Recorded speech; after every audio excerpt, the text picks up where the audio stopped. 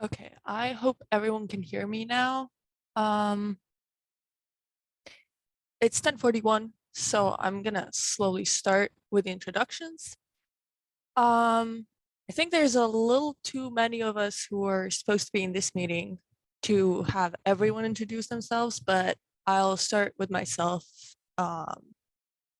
and we'll see how the meeting goes. Let me share my screen. Okay.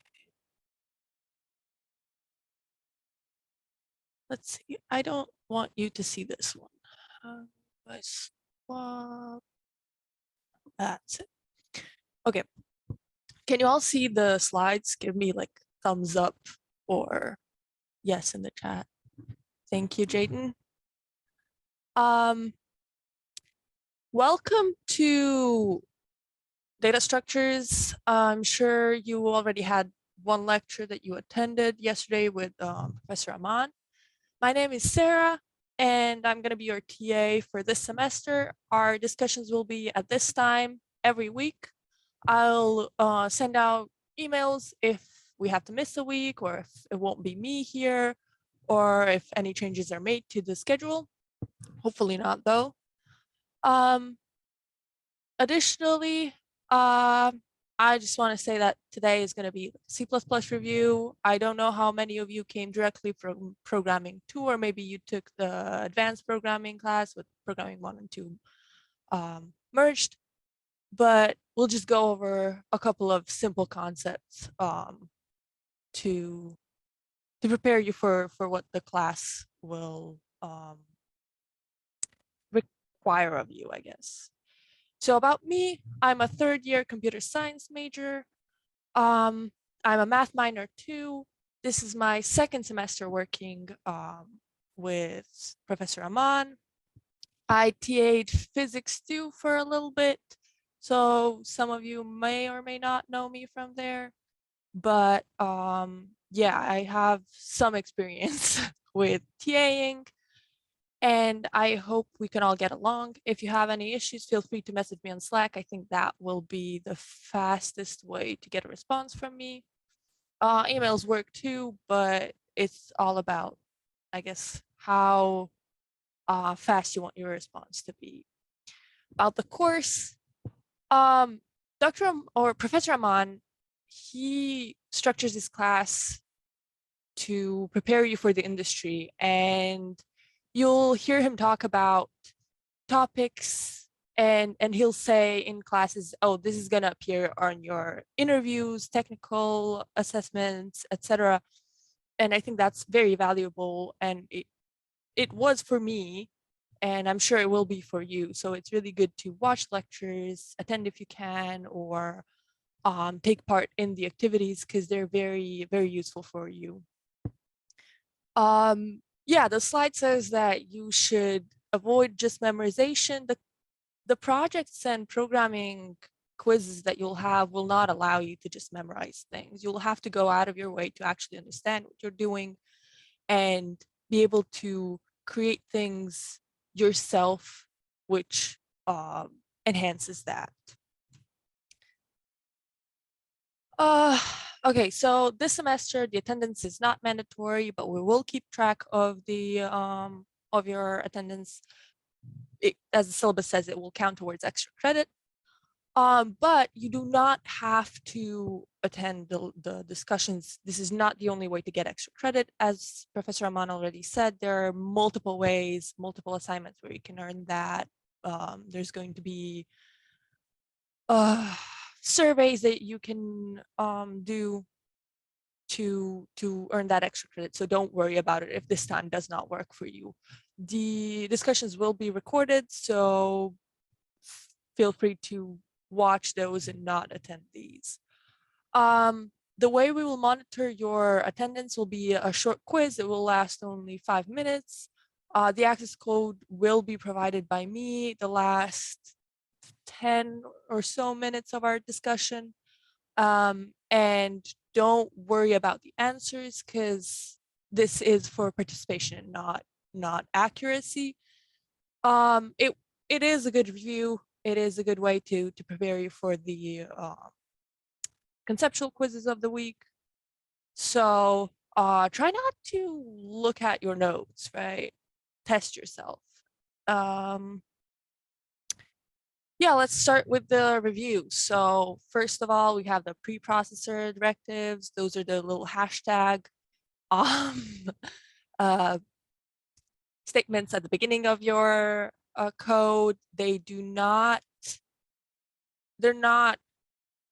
accessed throughout the compilation. They do not belong, or they're not part of your code program.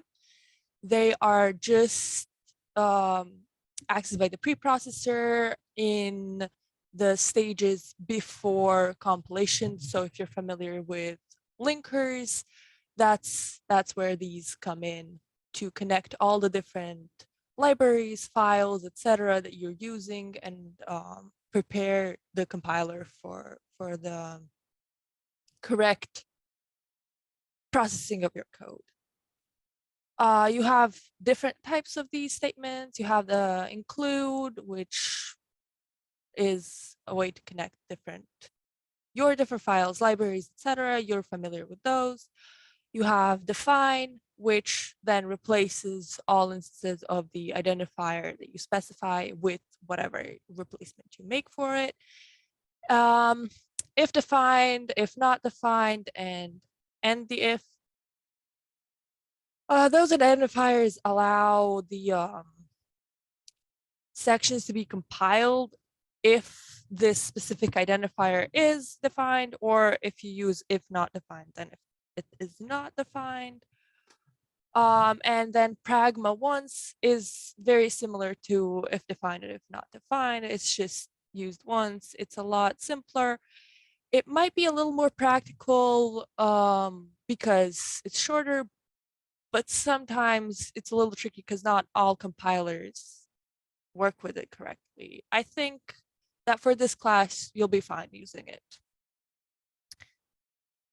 Then we have the data types. I'm sure you're all familiar with those, but I'll just go over them real quick. You have a character, which is a char, 1 byte. You have a string, which in C++ is a char array.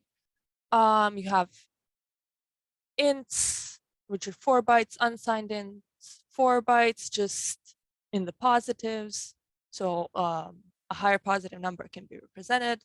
Longs, which are 8 bytes, unsigned longs, same as unsigned ints. Also, feel free to interrupt me and just unmute to ask questions or write in the chat if you have any. Then you also have doubles, which represent decimal numbers. Doubles are larger than floats. So be mindful of that when you use them. Professor Rahman will talk about memory efficiency in your classes, so you will get to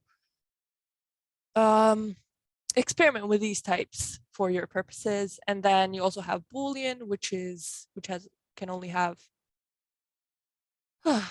true or false. And then you have void, which is nothing. It's technically 0 bytes, but it's just nothing. And of course the string, which we mentioned. Next one is the keywords. Auto just improves readability. It's also quicker to write the code with auto if you have a ton of subclasses that are subclasses of a subclass of a subclass. It's a lot easier to just use auto. And it's the same thing with declare type. You just have to provide a parameter for declare type of a variable with whose type you want to declare. And I have a poll question. Let me quickly create this. I'm not going to make the poll. Write in the chat the correct answers. The question is, what data type can you use for the number 412? And the answers are A, int, B, unsigned int, and C, double.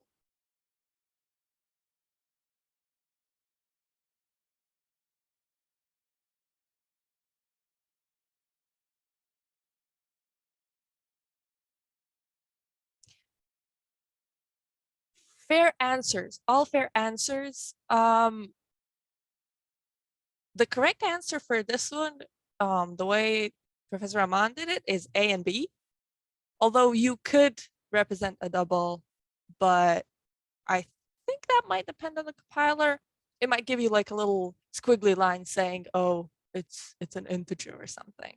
But yeah, technically you could. They're all numbers. So good job. The next part of the review is the control flow. You have, I sure hope you're familiar with all of these. So you have the if and else statements that you can nest, you can chain, whatever. You have the switch case. I have a question. Can you use strings as a parameter in a switch case in C++?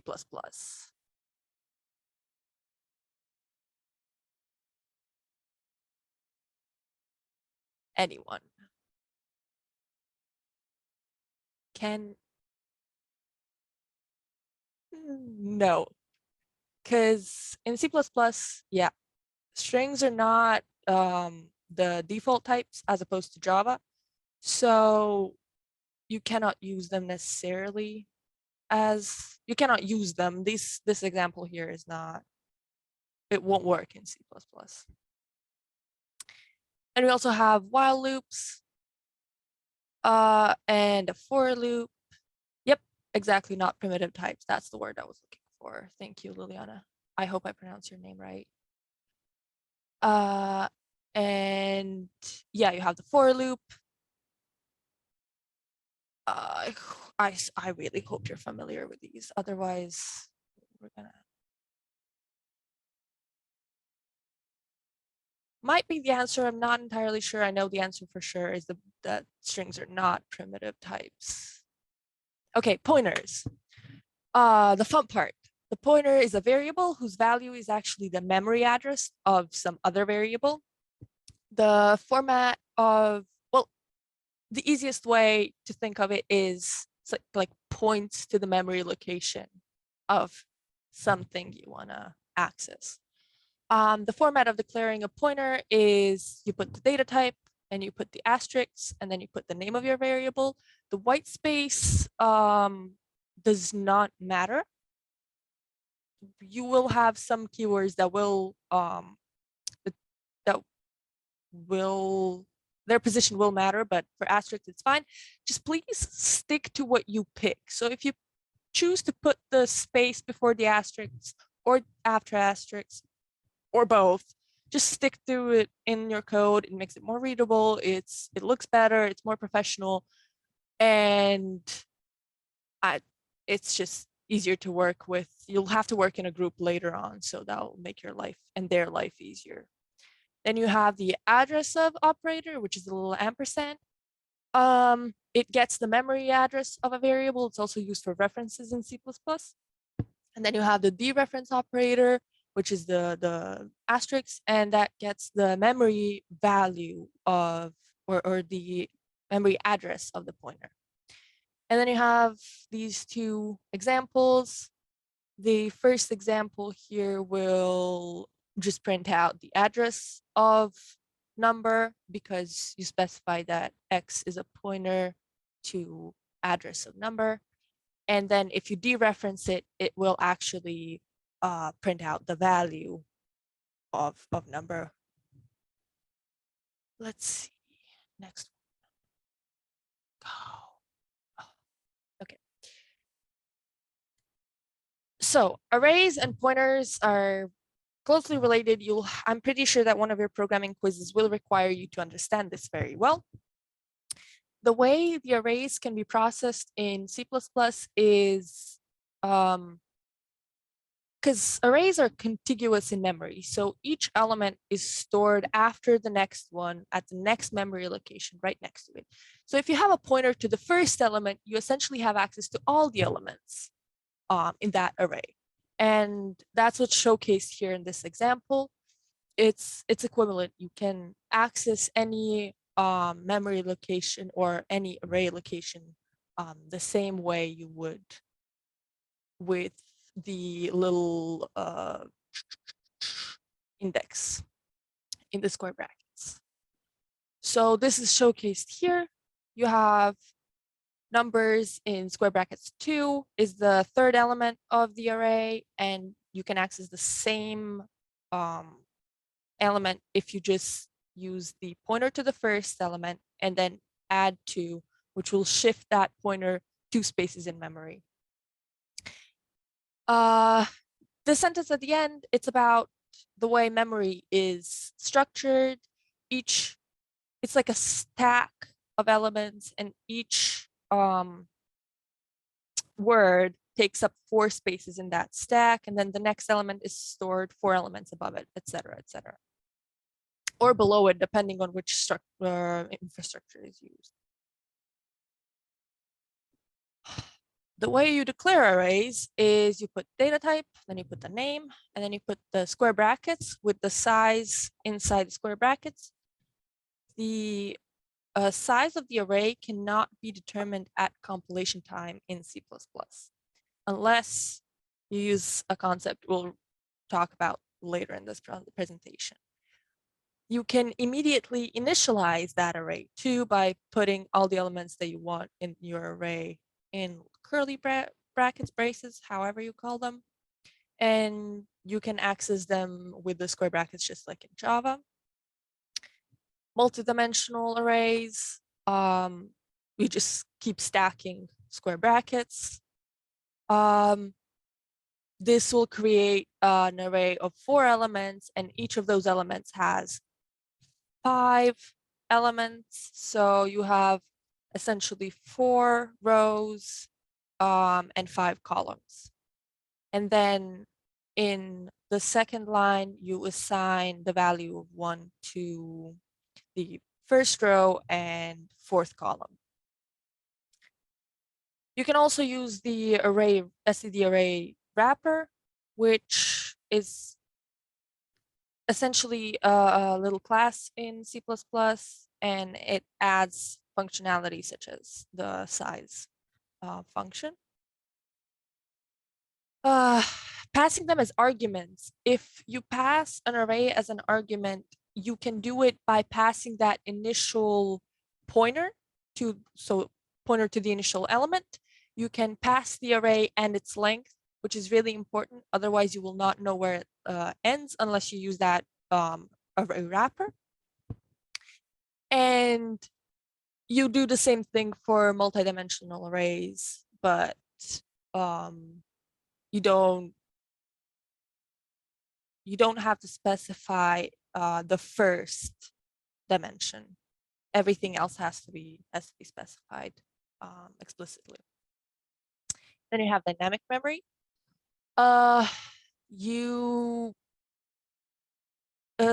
clears up the space for you, C++ does not, and you will have to pay attention to this in your projects. You'll use a lot of pointers and a lot of defined keyword new variables.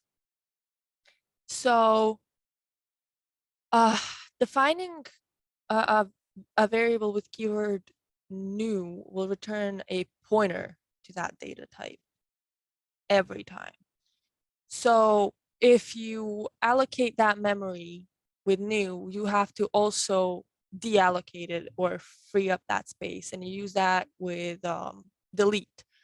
Otherwise, you get the memory leak. And now I'm going to ask you, what is a memory leak?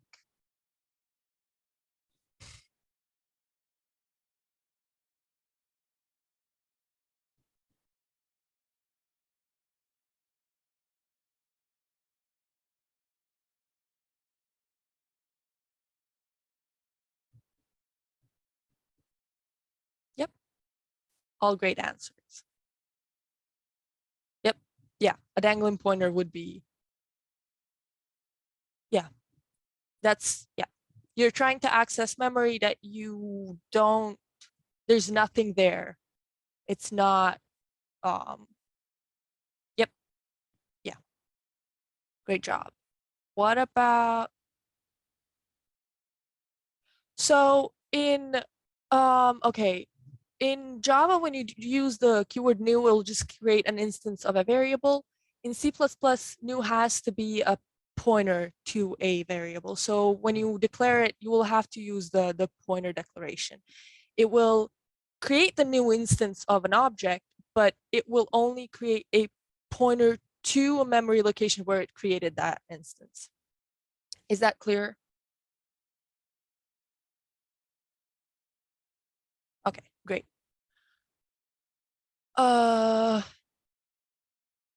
Yeah, so question number 2, what is the difference between these two lines of code?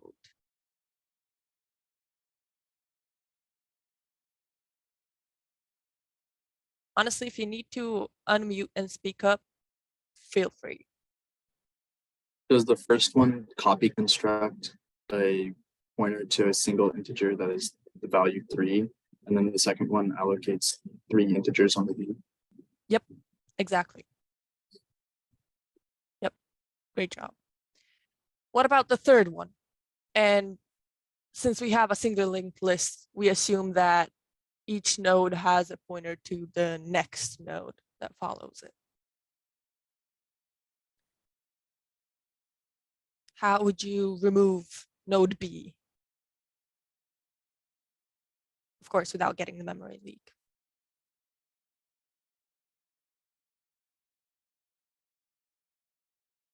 Anyone?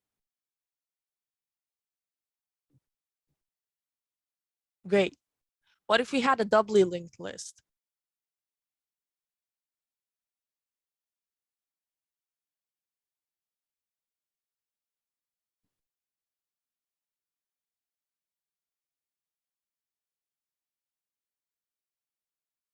Yep. Great job. I'm more confident that you guys know what a for loop is now. Great job. Okay, let's move on. The answers, you guys already know that. Functions, similar to Java, except you need to explicitly pass by pass by reference or pointer. Otherwise, in C++, you will create a copy of that parameter. In Java, it's done by reference by default. Passing by a pointer, you add a little asterisk in the parameters, and you have to pass the address of it into the function parameters. And with reference, you just use the ampersand. Passing by reference is way easier than passing by pointer, just so we're clear. It's because you can use that instance in the function without having to dereference it at all. And yeah, structs and classes, they're both ways to create objects that are, well, custom objects. And the difference is that struct members of a struct are public by default, whereas the members of a class are private by default. So when you write a class, you don't have to specify the keyword private. You can just write all the parameters you want in private and then specify public. In struct, you have to specify private if you want any members to be private.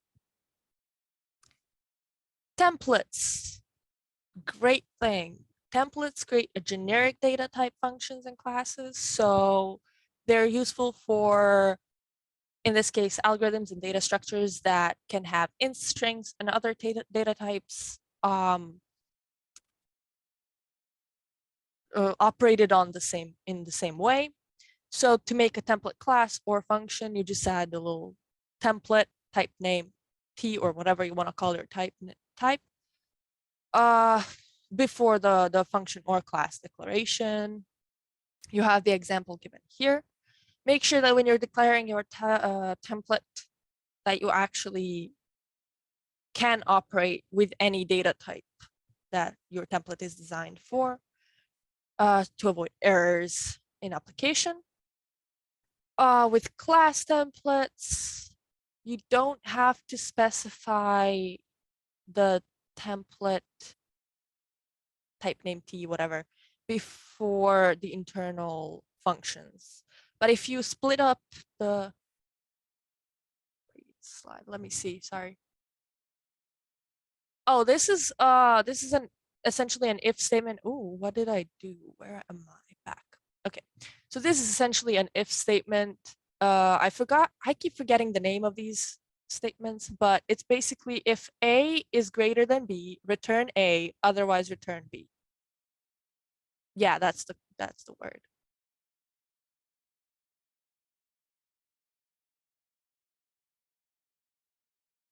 Is that clear? Did I do a good job? Okay. Okay, great. Yeah, you put the condition first, then you put the little question mark, then you set everything that's, yeah, exactly. Then you put everything that's going in your if statement, would usually go in if statement, put the colon, and everything that will go in the else statements. Right. The class templates, if you do split up your class in an H and a CPP file, so a header and a CPP file,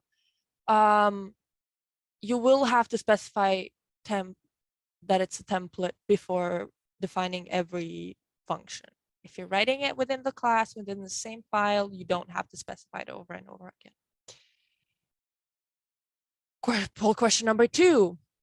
Which of the following are true about templates? We can write one template function that can be used for all data types, including user-defined types. So like sort, max, min, those are all functions that can be written with a template function.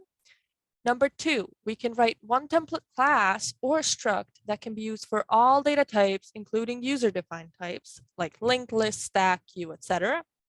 And 3, templates are an example of overriding. Possible answers that are given to you are A, 1 and 2 are true, B, 1 and 3 are true, C, 2 and 3 are true, or D, all of them are true.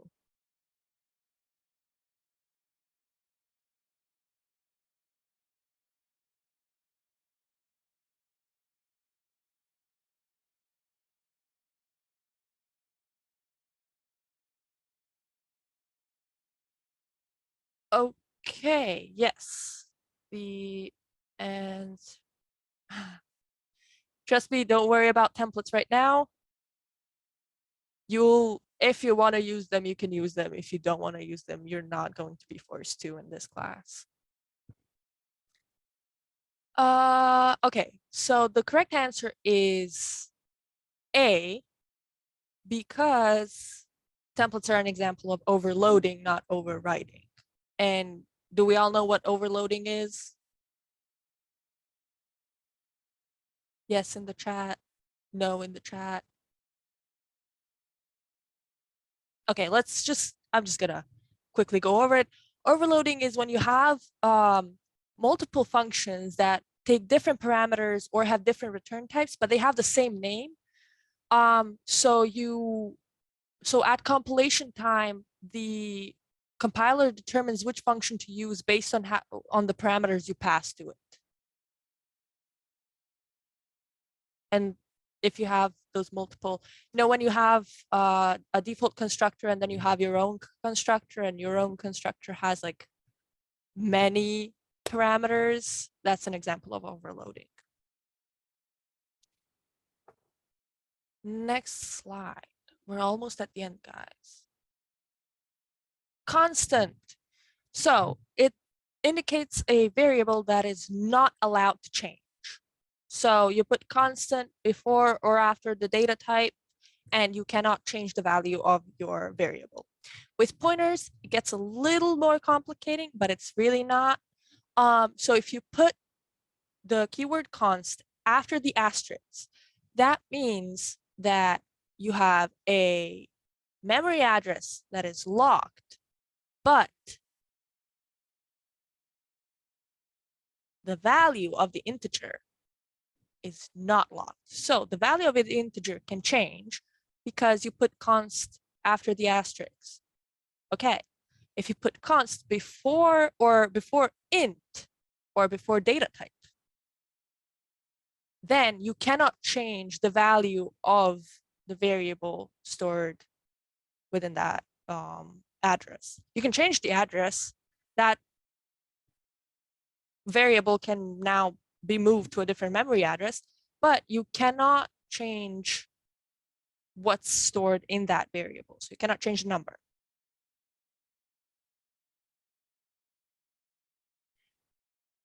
Yes, Theodore, the discussions will be held at 10:40 every week. Okay, back to yeah, it is. There's an issue with 1.uf and online classes. I've been constantly talking to Aman.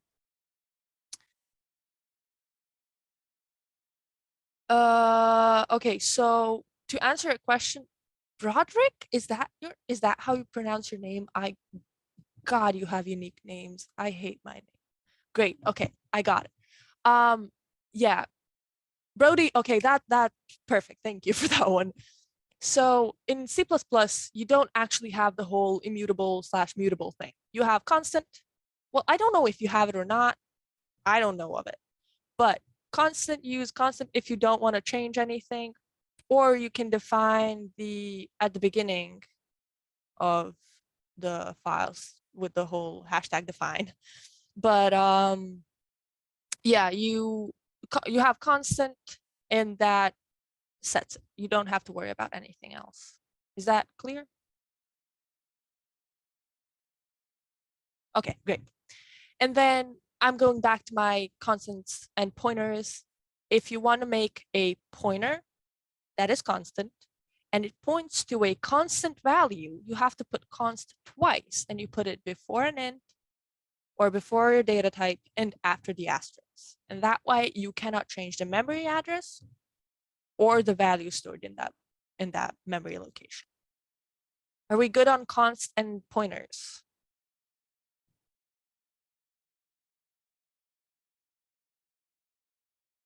Thumbs up, thumbs down, in the middle. Okay.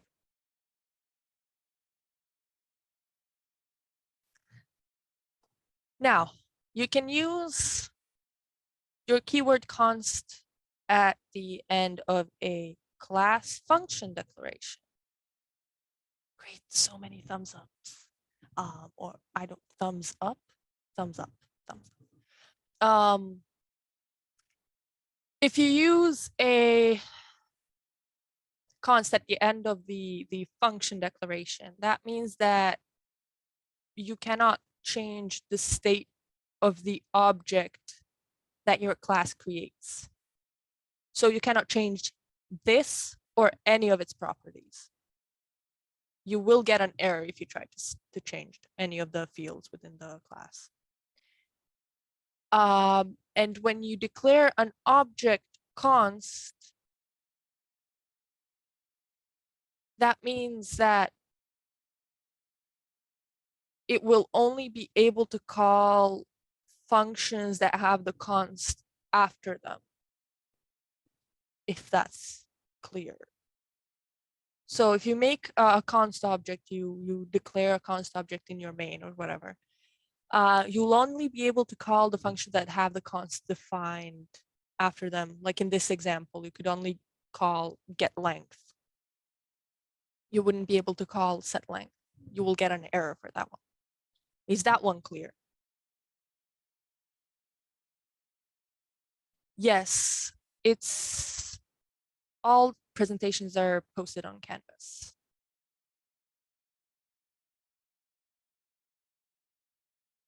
Is the okay before? Yeah. So if you put the const before the function, so you do it right before the return type, you will, yes, return a constant value. That's correct.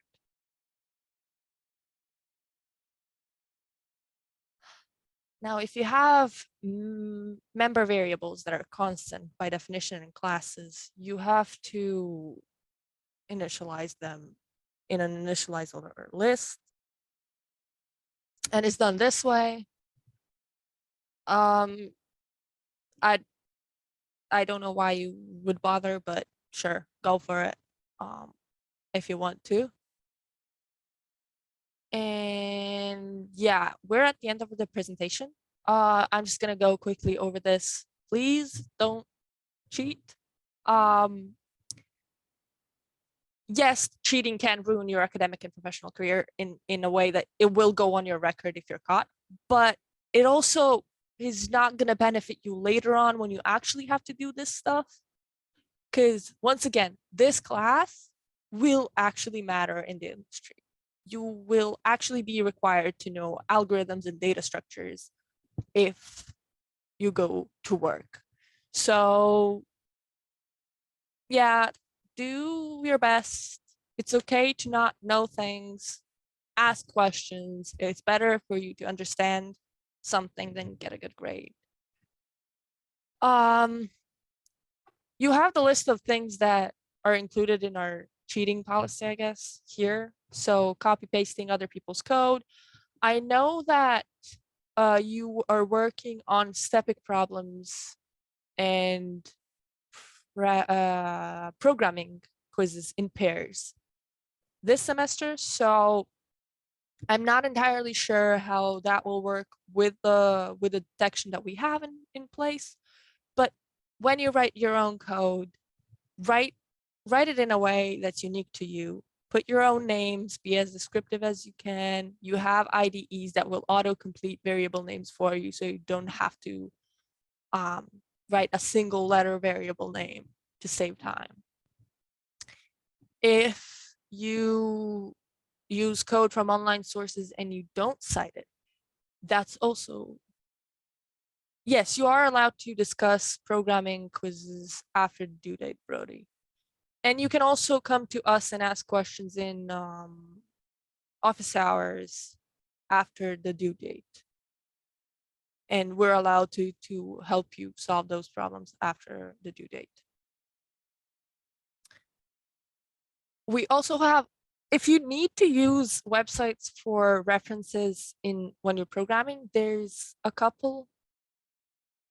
Yes, so you can cite the code in the comments right where you use a part from whichever website you're trying to cite.